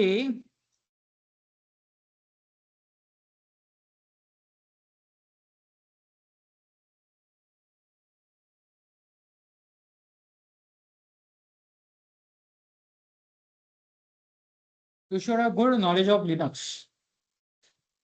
क्यों लिनक्स? क्योंकि ऑल बेसिकली डेवऑप्स जो है normally open source DevOps platform use करते हैं। क्या करते हैं? Open source. हालांकि हम लोग AWS का भी डेवऑप्स यूज कर सकते हैं, लेकिन AWS ने क्या किया है, उसका मैनेज एप्लीकेशन दिया है। ओके, जैसे हम लोग अभी तक सर्विसेज यूज कर रहे हैं, वही सर्विसेज यूज करके हम लोग AWS का डेवऑप्स भी यूज कर सकते हैं, इवन अजूर का डेवऑप्स भी यूज कर सकते हैं। लेकिन बहुत सारी जगह पे क्या होता है, मल्टी क्लाउड भी होता है, या हाइब्रिड भी होता है। हाइब्रिड मतलब कुछ टूल्स ओपन सोर्स के, कुछ अजूर के, कुछ AWS के। ओके, तो आपको ओपन सोर्स डेवऑप्स टूल्स के बारे में बहुत अच्छी जानकारी होनी चाहिए, and these tools mostly diploid on Linux operating system. क्या होती है? लिनक्स ऑपरेटिंग सिस्टम के इंस्टॉल होता है। तो बेसिकली आईटी इंफ्रास्ट्रक्चर का जब बात करते हैं तो you should have good knowledge of Linux operating system. क्या होना चाहिए? सिस्टम को नॉलेज भी होनी चाहिए।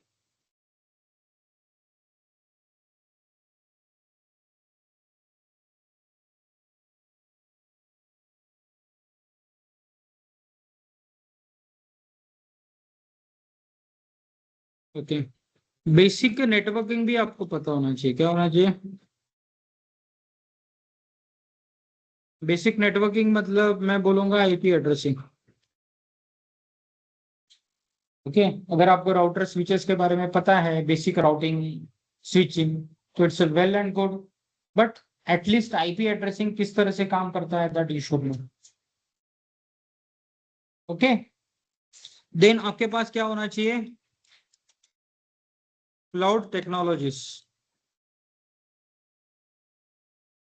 क्या होना चाहिए? Cloud technologies. क्लाउड में हमने क्या किया है? AWS किया है। तो अगर इतनी सारी चीजें आपको पता है तो आप क्या कर सकते हो, उसके बाद आप डेवऑप्स के ऊपर जंप कर सकते हो, है ना। क्या कर सकते हो? You can jump on DevOps, है ना।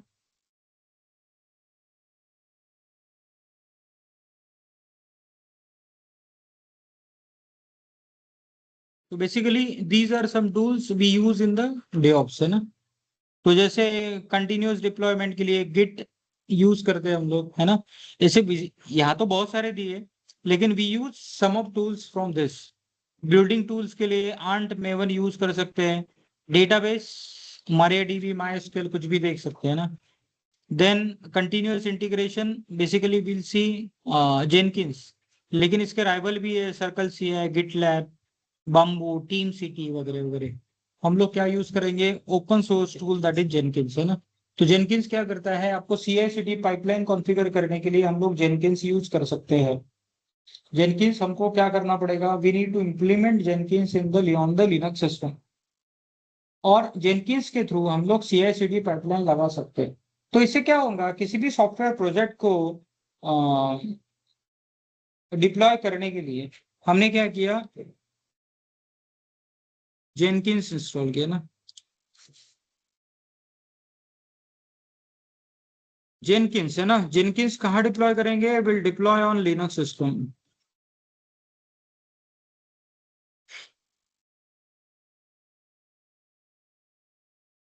Will deploy on Linux system, है ना।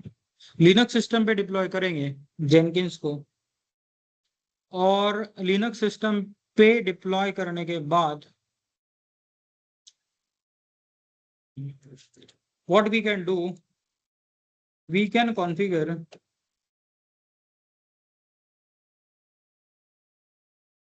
CI/CD pipeline. ओके, मतलब CI/CD पाइपलाइन के थ्रू हम लोग क्या कर सकते हैं, गिटहब को लिंक कर सकते हैं, किसके थ्रू, मतलब कोड जो रहेगा वो गिटहब पे रहे, डेवलपर कोड क्रिएट करके वो कहाँ रखेगा, गिटहब रिपोजिटरी पे लगेगा, है ना। गिटहब रिपोजिटरी को हम लोग CI/CD पाइपलाइन के साथ इंटीग्रेट कर सकते हैं, क्या कर सकते हैं, इंटीग्रेट कर सकते हैं ना। आपको AWS में क्या पढ़ाया था मैंने,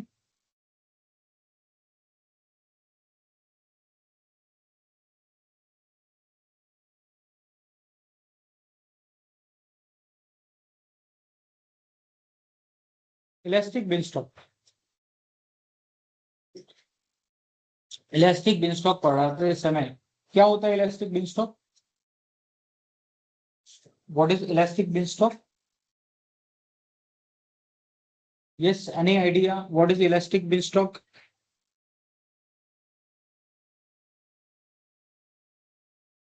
मंडे को एक आपका इंटरव्यू होगा, है ना। It will be a common interview, but you need to be familiar with the AWS things, है ना, AWS Linux। तो आप प्लीज फैमिलियर हो इलास्टिक बिनस्टॉक के लिए। मुझे लगता है मैंने एक सेशन कंप्लीट पढ़ाया था आपको, है ना, इलास्टिक बिनस्टॉक, और उसके बाद में लैम्बडा पढ़ाया था। तो एटलीस्ट सर्विस का मतलब तो पता होना चाहिए, इलास्टिक बिनस्टॉक क्या करता है ना। आपका तो एक बार कोर्स हो भी चुका है ना, कोई सर नहीं, हाँ, लेकिन किसी का भी हो चुका है ना। ऐसा तो है नहीं कि कोई ट्रेनर बहुत ही गंदा पढ़ाता है, पढ़ाया तो होगा उसने, थोड़ा बहुत कम पढ़ाया होगा, लेकिन उसने पढ़ाया है ना। तो इलास्टिक बिनस्टॉक तो आपको पता होना चाहिए ना, क्या है भाई Ajay, what is elastic beanstalk.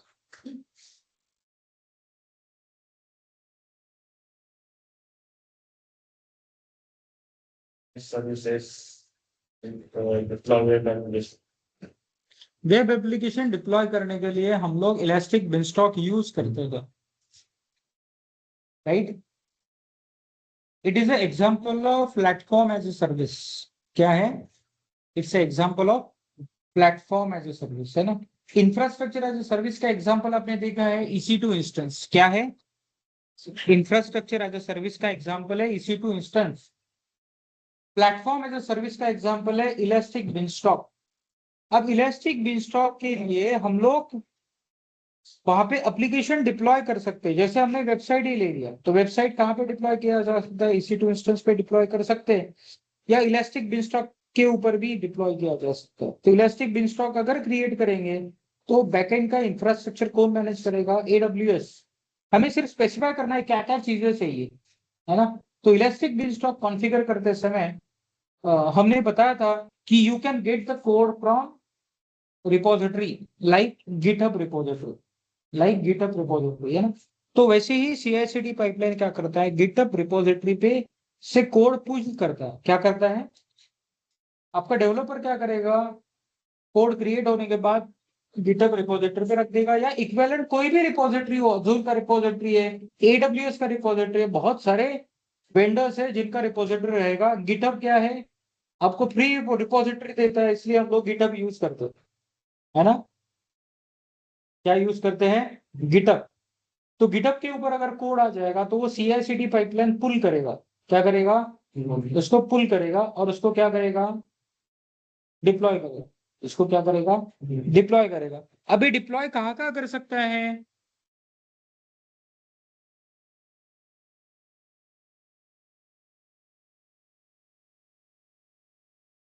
Deploy on EC2 instance, deploy on application, sorry application server, जैसे टॉमकैट हो गया, डिप्लॉय ऑन कंटेनर्स, और डिप्लॉय थ्रू कुबरनेटीज भी हम लोग कर सकते हैं ना। यहाँ पे अगर आपको मल्टीपल सिस्टम में डिप्लॉय करना है तो हम लोग क्या यूज कर सकते हैं, बीच में एनसिबल भी रख सकते हैं ना।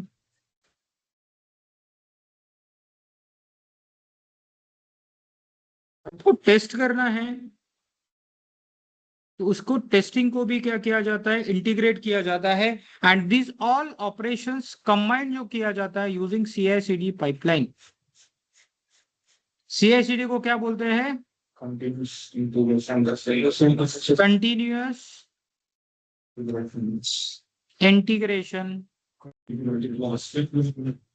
कंटिन्यूअस एंड कंटिन्यूअस डिप्लॉयमेंट है ना।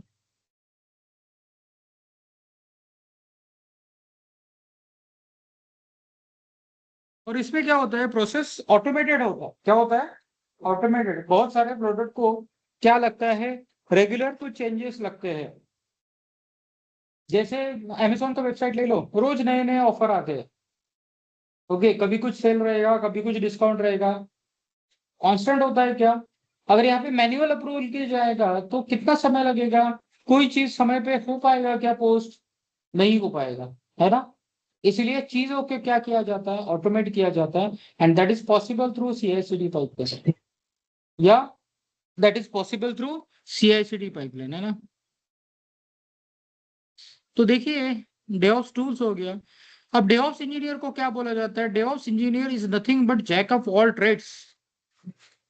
क्या है DevOps engineer, DevOps engineer is nothing but jack of all trades. तो बेसिकली देखिए, DevOps engineer is responsible for designing, maintaining the software development pipeline. मतलब इसका रोल क्या होता है, डिजाइन में भी ये पूरी तरह से डिजाइन करेगा क्या, नहीं, there will be expert designer sitting there, we who are responsible for designing. But वहां पे डेवऑप्स पर्सन या peoples are integral part of the team, क्योंकि वो पूरा लाइफ, एक मैनेजर नहीं होता है क्या, प्रोजेक्ट मैनेजर हम लोग बोलते हैं। ओके, प्रोजेक्ट मैनेजर का काम क्या होता है, वो डिजाइन थोड़ी करता है, but he his work is he wanted to execute that project within the deadline. Okay, और सभी को लेके चलता है ना। मिशन मंगल देखा था ना हमने, उसमें प्रोजेक्ट मैनेजर क्या करता है, बेसिकली काम करने वाला टीम तो बहुत सारा है ना, बट पूरे प्रोजेक्ट को एग्जीक्यूट करने का काम किसके पास होता है, प्रोजेक्ट मैनेजर के पास। तो डेवऑप्स इंजीनियर भी वही है। डेवऑप्स टीम बेसिकली अलग अलग डिपार्टमेंट के साथ क्या करता है, कोऑर्डिनेट करके इसको प्रॉपरली एग्जीक्यूट कैसे करे ये देखता है। He need to make sure that software developed properly without issue. Software में कोई इशू होने चाहिए क्या, नहीं। He should also knows how to automate process and writing script for automation. Script कौन लिखेगा, डेफिनेटली ऑन फ्लोर के इंजीनियर्स लिखेंगे, but he should have some idea क्या होना चाहिए, कि स्क्रिप्ट कैसे लिखा जाए, लॉजिक क्या होना चाहिए, वगैरह वगैरह उसको पता होना चाहिए ना। He should also know how to keep whole infrastructure secure and robust. Infrastructure को सिक्योर, रोबस्ट मतलब सही तरह से चले, थोड़ी सी चीज के लिए एरर ना है या लैप्स ना हो, है ना। That is what the robust. He should have excellent communication skill so as to exchange ideas and information with different teams. Communication क्या होना चाहिए उसका, अच्छा होना चाहिए। क्यों अच्छा होना चाहिए, क्योंकि वो अलग अलग टीम के साथ बात करता है। He should able to exchange his own idea. अगर आपको आइडिया है लेकिन उसको एक्सचेंज ही नहीं कर सकते तो फायदा क्या। ओके, वर्ड्स काफी मैटर करते हैं। कस्टमर को भी सेटिस्फाई करना पड़ेगा, टीम्स के इश्यूज भी सॉल्व करना पड़ेगा, and every process should be coordinated, right? He is responsible for carrying day-to-day activities like scaling needs of cloud or fulfilled optimization, managing permission and documentation, everything. और DevOps engineer को क्या बोला जाता है? DevOps engineer is nothing but jack of all trades. Clear? इसको इन सब चीजों का नॉलेज होना चाहिए, है? Operating system, database, server operation, orchestration, cloud computing, source control मतलब गिटहब, कंटिन्यूअस इंटीग्रेशन।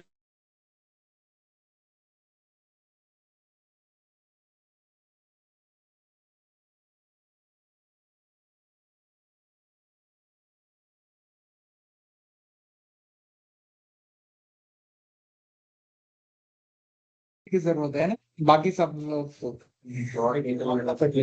नहीं इंटेलिजेंट है ऐसा नहीं है, because he has spent that many years in the process and उससे पता है।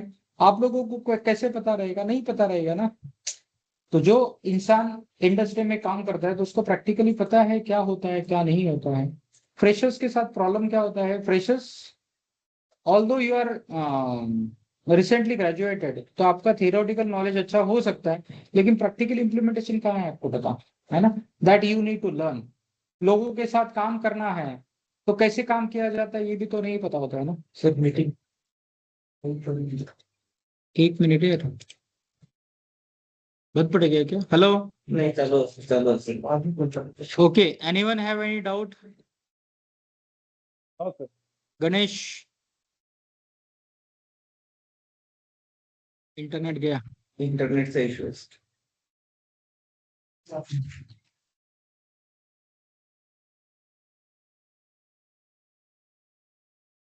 Hello Yes, sir. तुषार, आवाज आ रही है क्या मेरी? Yes, sir. हाँ सर, ये थी। ओके, चलो, कुछ इशू है आपको आज के सेशन में? No sir.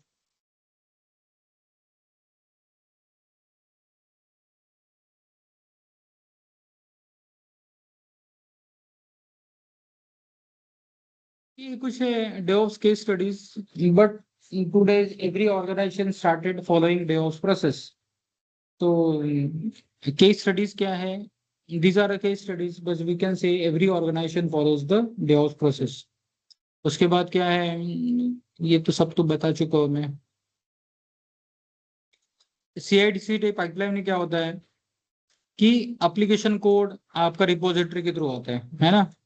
Basically Git push करता है, उसके बाद उसको बिल्ड करेगा CI/CD पाइपलाइन, उसके बाद टेस्ट परफॉर्म होगा और टेस्ट परफॉर्म होने के बाद स्टेजिंग, QA और प्रोडक्शन में गया ना। यहाँ पे 3 चीजें आता है: continuous integration, continuous delivery and continuous deployment, है ना। क्या है? Continuous integration. कंटिन्यूअस इंटीग्रेशन का मतलब होता है जो भी चेंजेस किए जाएंगे वो कंटिन्यू होंगे।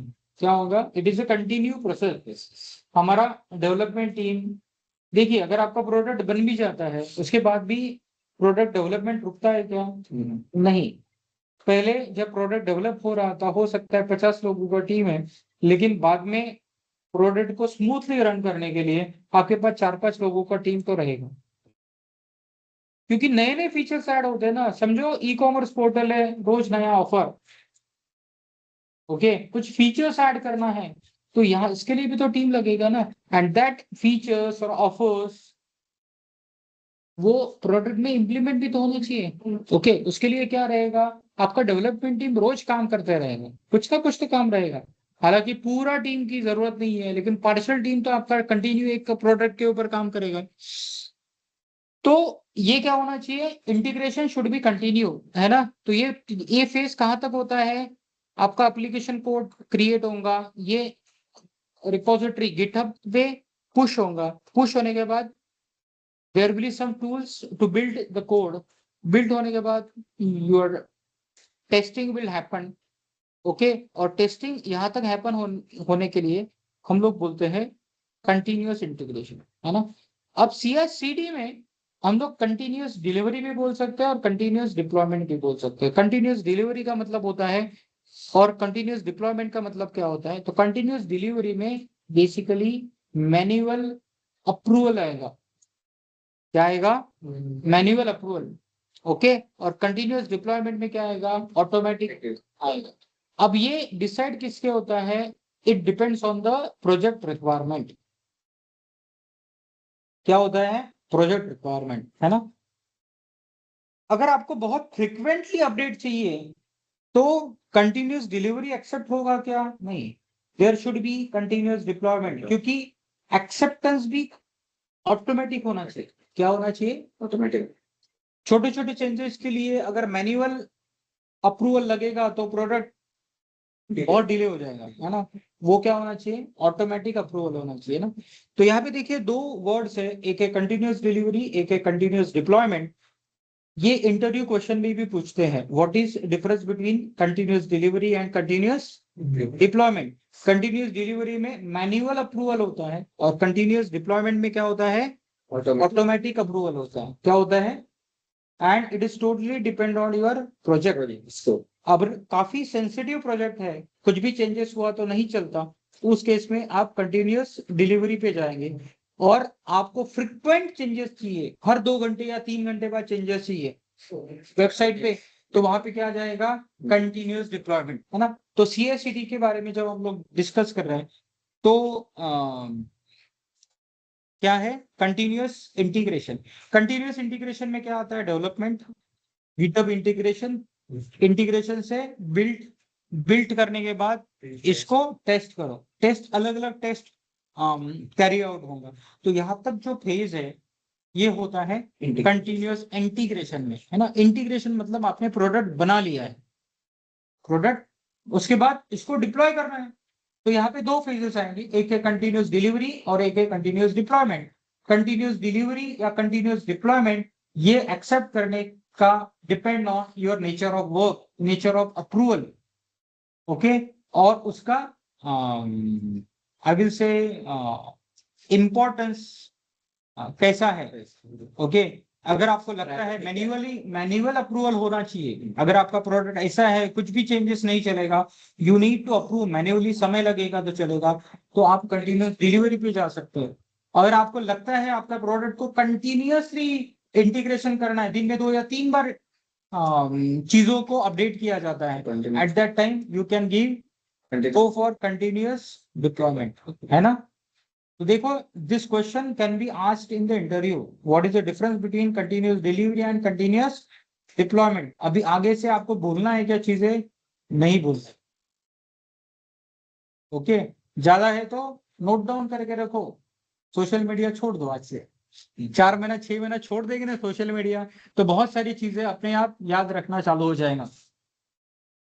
सोशल मीडिया करता क्या है? क्लास खत्म होने के बाद सोशल मीडिया पे 10 मिनट हमने सर्व किया, क्लास में जो सीखा वो भूल जाते हैं। And this is the case with everyone, not मैं कोई एक्सक्लूड नहीं हूँ उसके लिए, उसमें मैं भी उसमें इंक्लूड हूँ, राइट। लेकिन अगर आप छोड़ देंगे ना तो definitely it will help you. Clear?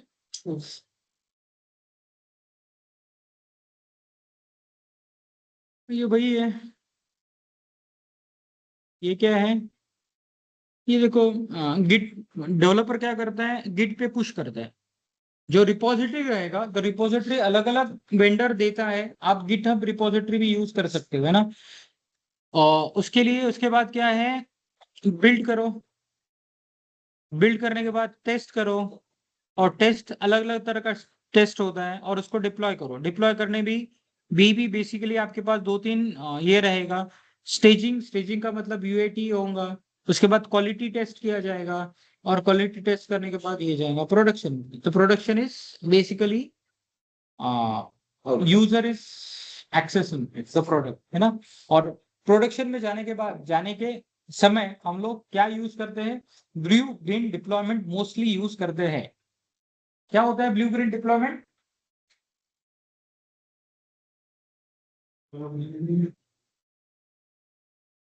या कल परसों दो, कल ही तो बताया था। अब इस चीज को सोचना थोड़ा सा इम्पोर्टेंट है, बस हमको क्यों याद नहीं रहा है ना।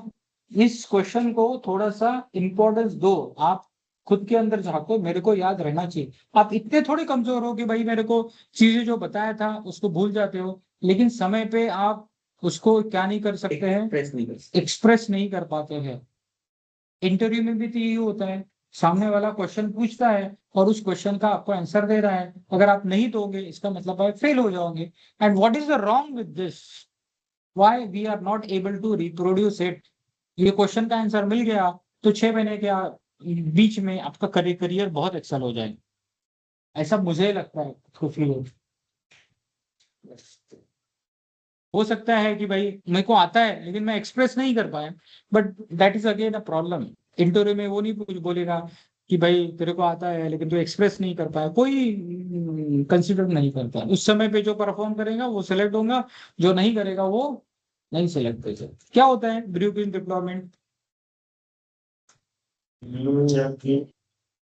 चालू है गाइस। हम लोग बेसिकली किसी को प्रोडक्शन में डालने के लिए normally blue green strategy use करते, पूरा का पूरा नया प्रोडक्ट डालने से अच्छा है हम लोग क्या करते हैं, दोनों लाइव रखते हैं। ओल्ड प्रोडक्ट के पास 90% लोड डालते हैं, उसको ग्रीन बोलते हैं, और नए प्रोडक्ट पे 10% वर्कफ्लो डाइवर्ट करते हैं। ओके, अगर वो सही चल रहा है 10% पे यूजर का टेस्टिंग हो जाए तो पूरा 100% उसके ऊपर शिफ्ट कर देते हैं और ओल्ड को रिमूव कर देते हैं। That is what the blue green deployment is. And normally blue green deployment production में यूज किया जाता है ना। अब एक ही स्ट्रेटेजी है क्या, नहीं, but this is one of the strategy which we use. Clear? चलो फिर आज के लिए रुकते हैं, 2 बजे दूसरा बैच। Online students, any doubt? No, sir. Okay,